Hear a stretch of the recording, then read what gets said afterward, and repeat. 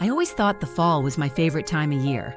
There's something about pumpkin patches and warm cider, the smell of hay bales and crisp autumn air that feels like home. When Jack suggested taking the kids to Hollow Creek Farm for some Halloween fun, I thought it sounded perfect, a way to get back to the things that really matter. But now, standing in the middle of that God-forsaken maze, my heart racing and my throat raw from screaming, I realize how wrong I was. I can still feel the corn closing in, still hear the faint giggles of children that were not mine. And I wish we had never gone. It started off so innocent. Ethan and Lindsay were bouncing with excitement as we pulled into the farm parking lot, pointing at the scarecrows propped up along the pumpkin fields. Jack gave me a wink and whispered, "This'll wear 'em out," as we climbed out of the car. The place looked charming, at least at first. Kids bobbing for apples, rows of fat pumpkins waiting to be picked, the scent of caramel and popcorn on the breeze. We bought tickets for the hayride and planned to finish the day in the corn maze. I was imagining Instagram-worthy photos, happy memories, and maybe some cider donuts on the way home. But things felt off from the moment we arrived. It was little things. The way the scarecrows seemed to slump too naturally, like they weren't just decorations. The way the staff's smiles didn't quite reach their eyes. And the strangest part was the children. Too many of them, darting between rows of pumpkins and slipping into the corn maze without their parents. I noticed one little girl in a faded white dress standing by the maze entrance, watching us with wide, unblinking eyes. Something about her gave me the creeps, but I shook it off. "Come on, Molly," I told myself. "It's just Halloween fun." The hayride was where it all began. We climbed onto the trailer with a crowd of other families. The tractor jolted forward and the kids shrieked with laughter, holding onto the sides as we bumped along a dirt path. At first, it was everything I'd hoped for. Jack and I sat close, the kids pointing out pumpkins and scarecrows along the way.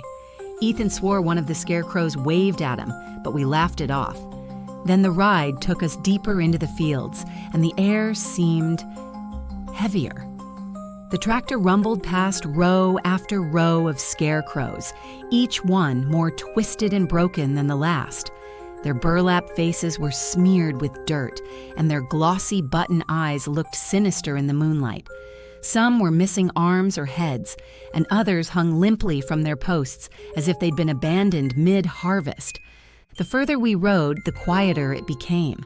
That's when I saw her. The same little girl from earlier, standing between the rows of corn, just watching us. "Do you see that?" I asked Jack, but he was too busy keeping Ethan from leaning over the side of the wagon. The driver, an older man with a leathery face, caught my eye and shook his head. "Don't mind her," he said in a low voice. "She belongs to the maze." I felt a chill creep down my spine. Before I could ask what that meant, the tractor groaned to a stop at the edge of the corn maze. A wooden sign swung above us on rusty chains. "Enter the Hollow Creek Maze, if you dare." We stepped off the wagon and Ethan bolted ahead into the maze without waiting for us. "Ethan," I called, but he just laughed over his shoulder. Jack sighed. "I'll go after him. You stay with Lindsay, okay?" I nodded, tightening my grip on Lindsay's hand, but she was unusually quiet, her wide brown eyes scanning the twisting walls of corn. "Mom," she whispered, "I don't like this place." "It's just a game, honey," I said, trying to keep my voice steady. "We'll find Ethan and your dad, and we'll all stick together." But then Lindsay's hand slipped from mine. It happened so fast. I turned for just a second, and she was gone. "Lindsay?" My heart stuttered. I spun in a circle, calling her name, but the path was empty. I ran a few steps down one path, then another. All I could see were endless rows of corn, swaying ever so slightly in the breeze. A giggle floated from somewhere up ahead, a high, soft laugh that sent chills down my spine. I turned toward the sound, and there she was. "Lindsay!" Relief flooded through me as I rushed toward her, but when I got closer, I froze. It wasn't Lindsay. The girl standing before me wore my daughter's clothes, but her face was wrong.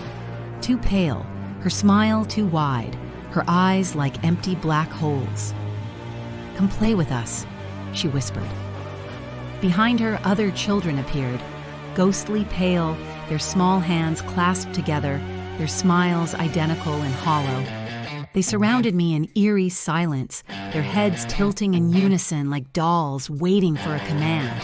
Meanwhile, Jack told me later that he had finally caught up with Ethan, or at least what he thought was Ethan. He'd found our son standing at the end of a dead-end path, staring up at one of the scarecrows nailed to a post. Only the scarecrow wasn't just hanging there. Jack said it twitched, its arms jerking free from the ropes that bound it, its head swiveling toward him with a twisted grin stitched across its burlap face. And Ethan just stood there, watching, as if in a trance. The scarecrow began dragging itself toward them, its button eyes gleaming in the fading light.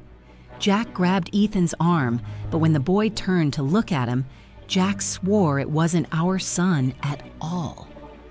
"It had his face," Jack told me later, his voice trembling, "but it wasn't him." I don't remember how long I ran. I tore through the maze, blind with panic, the sound of the children's laughter following me wherever I went. No matter which path I took, I ended up deeper in the maze, lost in a tangle of cornstalks and shadow. Finally, I stumbled into a clearing, and there it was. The scarecrow. It loomed over me, its grin stretching impossibly wide, straw arms outstretched. And behind it were Ethan and Lindsay, or at least something that looked like them. Their eyes were cold and empty, their hands locked in the scarecrow's grip. "Come with us, Mom," Lindsay whispered. "It's fun in the maze." The last thing I remember is their hands, icy, too tight, dragging me toward the waiting shadows. The maze twisted around us, the stalks weaving tighter until the path was nothing more than a tangle of darkness and silence. Ethan and Lindsay's hands no longer held mine, but I could still feel their presence, lingering just beyond reach, like echoes.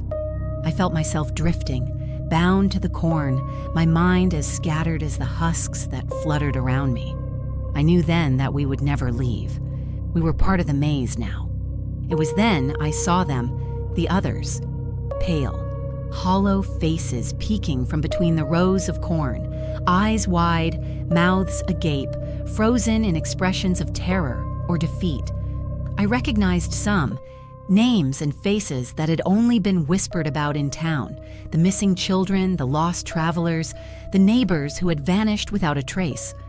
Now they wandered here, trapped spirits lingering in the mist and shadow, caught in the eternal maze. The next morning, families arrived at Hollow Creek Farm, laughing and chatting as if nothing had ever happened. The corn maze stood open, welcoming the next visitors.